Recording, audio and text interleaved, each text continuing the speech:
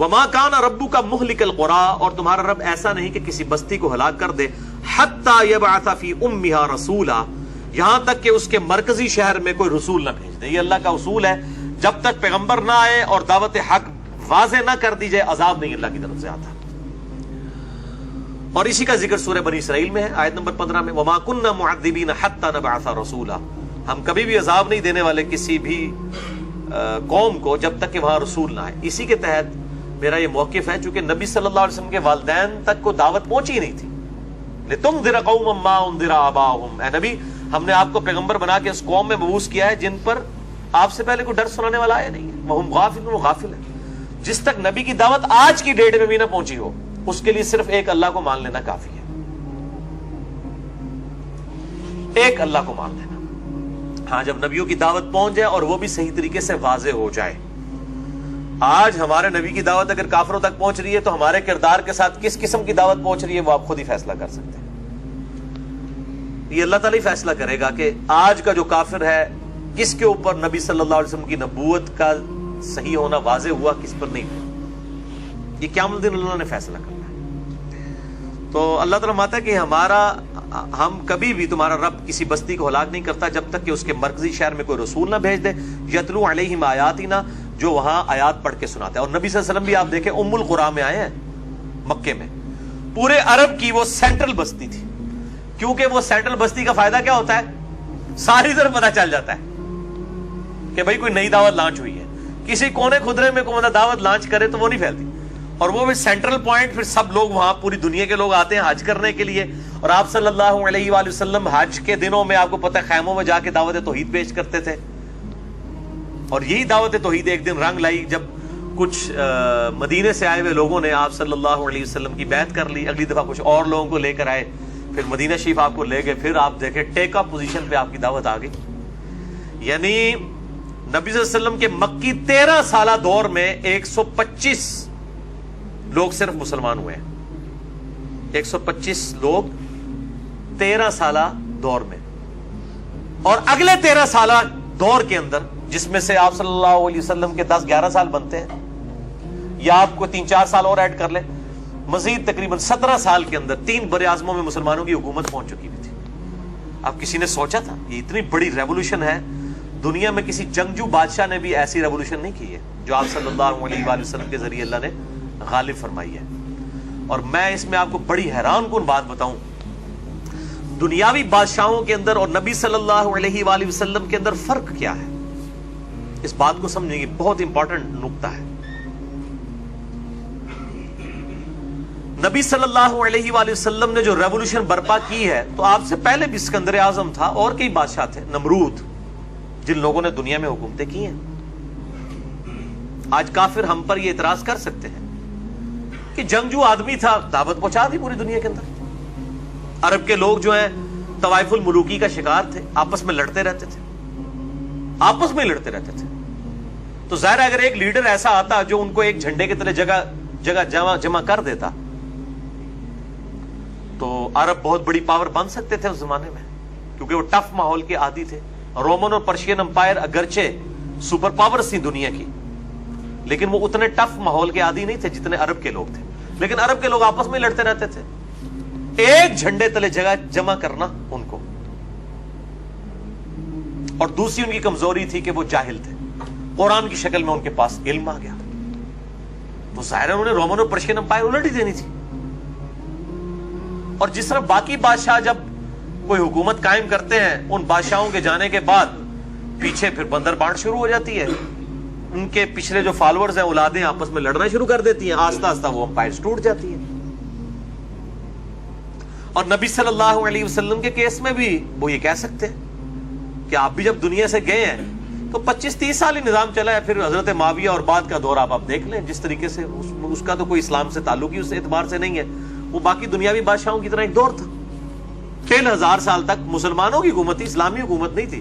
اسلامی حکومت تو صلح حسن کے بعد ختم، بلکہ صحیح معنوں میں مولا علی کی شہادت کے اوپر ختم۔ بعد میں تو صرف ایک سپر پاور کی آپ سمجھے ایکسپینشن تھی۔ سارے جب آپ دنیا میں سپر پاور بن گئے تو ایکسپینڈ تو کریں گے۔ ہم بڑے فخر سے بتا رہے ہوتے ہیں اسپین فتح کیا، فلاں کیا، سب کچھ کیا۔ وہ فتح تو کرنا تھا انہوں نے, کیوں نہیں تھا کرنا؟ سپر پاور بن چکی تھی. آج امریکہ سپر پاور ہے, دیکھ لیں کہاں کہاں اس کی کالونیاں قائم ہوئی ہوئی ہیں, پہنچتے ہیں. تو آخر ہم فرق کیسے کریں گے کہ نبی صلی اللہ علیہ وسلم پیغمبر تھے اور اسکندر اعظم پیغمبر نہیں تھا؟ دونوں کے کیسز میں ایسا ہی ہوا ہے. بعد بھی آپ دیکھ لیں, چنگیز خان, ہلاکو خان آئے ہیں لیڈرشپ کے تحت, انہوں نے کس طریقے سے مسلمانوں کی حکومت الٹ کے رکھ دی ہے. پھر تیسری چوتھی نسل کے اندر جا کے پھر وہ تتر بتر ہو گئے معاملہ, خود انہوں نے اسلام قبول کر لیا. تو نبی صلی اللہ علیہ وآلہ وسلم ایک دنیاوی بادشاہ نہیں بلکہ اللہ کے پیغمبر تھے. اس کا کیا ہمارے پاس ثبوت ہے؟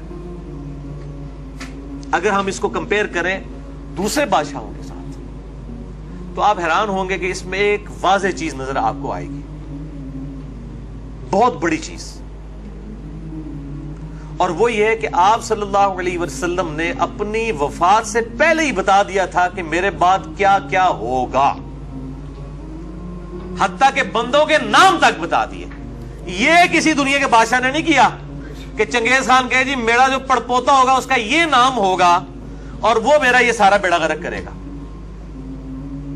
یہ چیز ہے پروفیسیز, غیب کی خبریں, نبوت کی خبریں. ان کو کہا گیا علامات النبوہ. اور اسی پہ امام بیہقی نے کتاب لکھی ہے دلائل النبوہ, 3,500 احادیث پر مشتمل, کہ آپ صلی اللہ علیہ وسلم نے اپنی وفات سے پہلے, اپنی وفات کے بعد, فوراً بعد کیا ہونا تھا وہ بھی بتایا, 25-30 سال کے بعد کیا ہونا تھا وہ بھی بتایا, 500 سال کے بعد کیا ہونا تھا وہ بھی بتا دیا. اب امام بیہقی کے زمانے میں 500 سال پورے نہیں ہوئے تھے, انہوں نے تو صرف حدیثیں نکلی بخاری مسلم کی. ان کا ظہور جو تاتاریوں نے اسلام پہ جو ظلم ڈھایا ہے اس کی پریڈکشن بھی بخاری مسلم میں موجود ہے, کہ چپٹے جو چہروں والے لوگ جو ہیں جن کے ناک جنی چپٹے ہوں گے وہ ان کی ڈھال کی مانند, اور وہ بالوں کے جو جس طرح بالوں کے جوتے پہنیں گے وہ, اور وہ جو ہے وہ میری امت کے ساتھ یہ کریں گے. وہ امام بیہقی کے زمانے کے بعد ہوا ہے, اور بخاری مسلم تو خیر بہت پہلے لکھی گئی. یہ پروفیسیز, جنگ جمل, جنگ صفین, جنگ نہروان, کیا کیا ہوگا ایک ایک چیز بتائی گئی. یہ وہ احادیث ہیں جو علامات النبوہ ہیں. ان کو چھپانا سب سے بڑا جرم ہے. ان کو اگر آپ چھپا دیں گے, آپ نبی صلی اللہ علیہ وسلم اور ایک دنیاوی بادشاہ کے درمیان فرق ہی نہیں کر سکتے. بھائی دنیا میں آپ سے پہلے بادشاہ نہیں آئے جنہوں نے تلوار کے زور کے اوپر پوری دنیا کے اوپر قبضہ کیا؟ تو یہاں پہ بھی تلوار کے زور پہ ہی ہوا ہے نا. یہ تو بالکل جھوٹ بولا جاتا ہے کہ جناب اخلاق سے اسلام پھیلا ہے. انشری تو تلوار سے ہی پھیلا ہے. مکے میں اخلاق میں آپ دیکھ لیں کتنے لوگ ایمان لے کے آئے تھے. تلوار تو سونتی ہے نا آپ نے. بھائی آپ نے پرشین امپائر کو خط لکھا ہے حضرت عمر نے کہ یا تو وہی سورہ توبہ کی آیات, یا تو اسلام قبول کرو, یا جزیہ دو, مغلوب ہو جاؤ, ہمیں ٹیکس دو, یا ہمارے ساتھ جنگ کے لیے تیار ہو جاؤ. ظاہر ہے پھر ان قوموں نے تو اپنے آپ کو بچانا ہی تھا. جنگ قادسیہ مسلمانوں نے تھوپی ہے نا پرشین امپائر کے اوپر. انہوں تو نہیں کہا کہ ساڑھا لڑو, یا رومن امپائر نے. جنگ یرموک تو مسلمانوں نے تھوپی ہے نا رومن امپائر میں, اور کی اینٹ سے اینٹ بجائی ہے تو وہ بیچارے گھٹنے ٹیک کے, یہی ہونا تھا. اور وہ اللہ تعالیٰ کا طرف سے عذاب استحصال تھا. میں اسے کنڈیم نہیں کر رہا, وہ الگ سے ایک چیز ہے, پورا ایک ٹاپک ہے, میں اور طرف چل پڑوں گا. لیکن میں بتانا چاہ رہا ہوں کہ نبی صلی اللہ علیہ وآلہ وسلم اور باقی بادشاہوں میں یہ فرق ہے. اور دوسرا سب سے بڑا فرق یہ ہے کہ باقی بادشاہوں کی زندگیوں میں انقلاب آئے ہیں, ہماری نبی کی زندگی میں اس لیول کا انقلاب نہیں آیا. صرف مکے کے بستی اور اس کے ارد گرد عرب کی جو آپ سمجھ لیں ہے سرزمین جزیرہ نما عرب, اس میں انقلاب آیا. لیکن آپ وفات سے پہلے کہہ کے جا رہے ہیں کہ ان قریب رومن امپائر بھی گر جائے گی, پرشین امپائر بھی گر جائے گی. اپنی زندگی میں نہیں, میرے بات ایپیکس تو سیدنا عمر کے دور میں جا کے آیا. لیکن وہ جو آپ جو گاڑی چلا کے چلے گئے تھے نا اس کو جس ڈگر کے اوپر, اگر آپ کی زندگی میں انقلاب آتا, لوگ کہہ دیتے کہ یار بڑے جنگجوؤں کی زندگی میں انقلاب آئے ہیں. آپ کی زندگی کے بعد انقلاب آنا بھی آپ کے نبی ہونے کی دلیل ہے. اور اس صورتحال میں کہ جب آپ وفات سے پہلے کہہ رہے ہیں, ابو داؤد ترمذی ابن ماجہ کے اندر حدیث ہے کہ جو بھی میرے پاس زندہ رہا بہت اختلاف دیکھے گا, اس وقت میری اور میرے خلفائے راشدین ہدایت یافتہ کی سنت کو لازم پکڑ لینا. حضور کی وفات کے فوراً بعد ہزاروں لوگ کافر ہو گئے جنہوں نے آپ کو فتح مکہ پہ دیکھ کے کلمہ پڑھا ہوا تھا. کئی محاذوں کے اوپر جنگ کھولنی پڑ گئی سیدنا ابوبکر صدیق رضی اللہ تعالیٰ عنہ علیہ السلام کو. اس وقت تو نظر ہی نہیں آتا تھا کہ یہ پیغمبر ان کو بشارت دے گا کہ رومن اور پرشین امپائر گرے گی، جبکہ وہ نبی کی بنائی ہوئی جو اپنی حکومت تھی اس کے اندر اکثر لوگ مرتد ہو گئے اور قبائل جو ہے وہ کھڑے ہو گئے. پھر جھوٹے پیغمبر مسیلمہ کذاب نے 70,000 کے قریب اپنے ساتھ لوگ لگا لیے. صحابہ تو بڑے تھوڑے رہ گئے تھے پیچھے، زیادہ تعداد ان لوگوں کی تھی جو مخالفین تھے. اور یہاں صحابہ کے دل پہ ابھی غم تازہ ہے حضور کی وفات کا. حضور جیسی لیڈرشپ بھی نہیں ہے صلی اللہ علیہ وآلہ وسلم. بہرحال غیر نبی کی لیڈرشپ کسی خاص حد تک ہی کامیاب ہو سکتی ہے، پرفیکٹ تو نہیں ہو سکتی 100%، وہ تو صرف نبی ہو سکتا ہے، لیکن پھر بھی اللہ کی خاص تائید حاصل تھی. حضرت ابوبکر کا کانفیڈنس لیول تھا، وہ کہتے ہیں نہیں، نبی نے وعدہ کیا ہوگا. تمام محاذوں کے اوپر جنگ کھول لی. مسیلمہ کذاب کے لیے بھی فوج روانہ کر دی، رومن امپائر کی طرف بھی، پرشین امپائر کی طرف بھی، منکرین زکات کی طرف بھی. اور خود چاندے کا صاحب مدینے میں حضرت عمر جیسے بندے کے بھی پاؤں لڑکا گئے کہ امیر المومنین یہ کیا کر رہے ہیں، یہ تو ہمیں خالی پا کے تو مدینے کے اوپر ہی حملہ کر دیں گے. حضرت ابوبکر کو نے پھر حضرت عمر کو سینے میں گھونسا مارا اور کہا کہ عمر جب تک تو کافر تھا بڑا بہادر تھا اور اسلام لا کے بزدل ہو گیا. اللہ کے نبی کا وعدہ ہے یہ سب کچھ ہوگا. پھر حضرت عمر کہتے ہیں میرا سینہ اللہ تعالیٰ نے کھول دیا کہ واقعی ابوبکر کا موقف ٹھیک ہے. اور پھر دیکھیں جناب کیا ہوا ہے. آدھی پرشین امپائر تو حضرت ابوبکر کے دور میں ٹوٹ چکی تھی. عرب کے جتنے فتنے تھے ان کا خاتمہ ہی حضرت ابوبکر نے کیا ہے. حضرت عمر کو تو ان فتنوں سے گزرنا ہی نہیں پڑا. ان کو تو آپ سمجھیں کہ پکی پکائی کھیر ملی ہے پلیٹ میں، وہ تو ہو ہی جانا تھا. جیسے اوپننگ پارٹنرشپ اگر 150 کی بن جائے اور آپ 250 اسکور چیز کر رہے ہو، پیچھے آپ کی 8-9 وکٹیں پڑی ہوئی ہوں، تو پھر تو اسکور چیز ہو ہی جاتا ہے. اصل تو مقصد جو ہے وہ اوپننگ ہے، اور پاکستان کے اوپنر آؤٹ ہو جائے تو آپ کو پتا ہے پھر 150 کرنا بھی مشکل ہو جاتا ہے. یہ اوپننگ جو ایشو تھا وہ سیدنا ابوبکر صدیق نے وہ پورا ایک ٹریک دے دیا تھا. یعنی عرب کے فتنے ختم کر دیے. عرب کے لوگوں کو یہ یقین آ گیا، خود آ کے حضرت ابوبکر کو کہہ رہے تھے کہ بھئی ہمیں یقین ہے کہ بھئی آپ کو کوئی شکست نہیں دے سکتا. یعنی اتنے محاذوں میں جنگ کھول کے بھی اللہ تعالیٰ کی تائید آپ کو حاصل ہے. پھر وہ عرب کے قبائل جو مرتد ہوئے تھے اسلام میں واپس آئے، انہوں نے جا کے رومن اور پرشین امپائر کو الٹا انہی لوگوں نے. تو یہ ایک نبی میں اور دنیاوی جنگجو بادشاہ میں فرق ہے.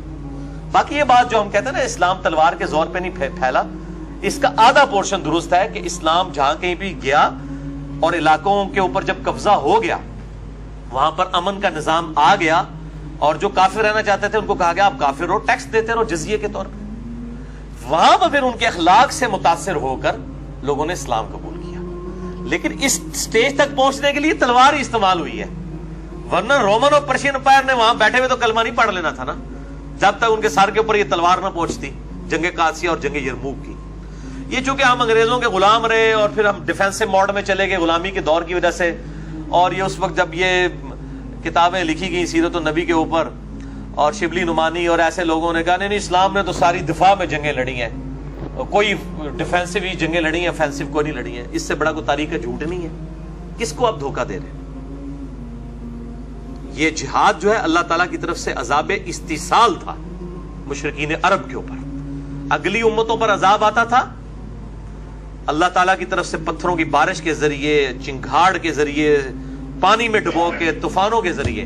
اس امت کے کیس میں سورہ توبہ میں آیا کہ اللہ تعالیٰ میں اے مومنین، اللہ تعالیٰ چاہتا ہے تمہاری تلواروں کے ذریعے ان کے اوپر عذاب نازل فرمائے. تو یہ عذاب استیصال تھا. ہمارے نبی کا بھی جب انکار کیا رومن اور پرشین امپائر نے، ان کو خطوط لکھے گئے تھے تو ان کے اوپر عذاب کا کوڑا آیا. تو یہ بالکل اس کی حکمت سمجھے، جہاد کی حکمت بالکل الگ ہے. یہ آج کل جو مسلمان کا گلا کاٹ رہا ہے اس کا کوئی جہاد کے ساتھ تعلق نہیں ہے. یہ فساد ہے، یہ فساد فی الارض ہے. مسئلہ نمبر 85 ہے میرا، قرآن اور قتال. ہمارے محبوب صلی اللہ علیہ وآلہ وسلم کی دو خصوصیات، جسے شوق ہو تو وہ دیکھ سکتا ہے.